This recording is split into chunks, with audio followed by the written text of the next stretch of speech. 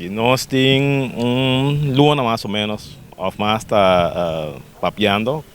e me tenho visto que nós dona de parte do governo, nós dona toda a atenção necessária na todo trabalhador de Seribong e hasta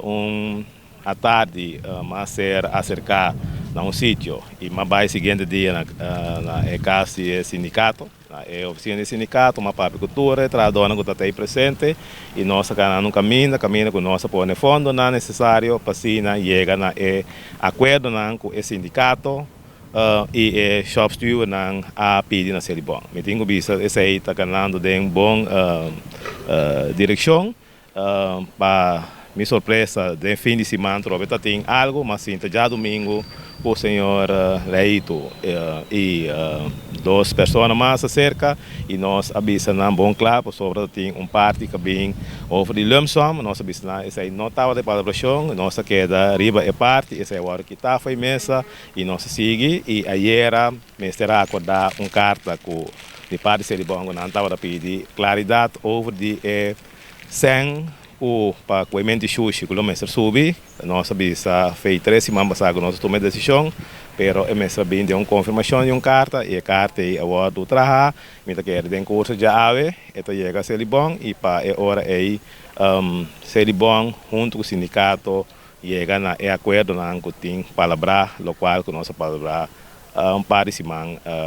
anterior para sobre mestre bisa que não lembro sobre essa aí não estava de palabração ni como pessoa e ni com o sindicato e ni o shop steward também com a reunião com o governo e maneira nossa palavra também na caso maneira vista na parte do sindicato e também sei uma queda riba e Miami diretor também e uma papi com nema visse com essa aí está inaceitável mas agora nós temos palabração e nós temos cumprir com o local com nossa palavra lá me pone já é mês língua para o mês pero não cuesta mire difícil pero lá no vista su management team está que mira segurança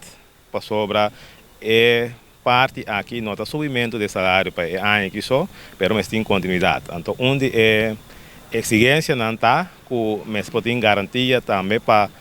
futuro com o vai seguir vai com o trabalhador, mas não pode ser para que então outro ano outro não tem fundo não. Então, nesse lugar companhia né Seribong que tem mais de tanto anos que não arrisca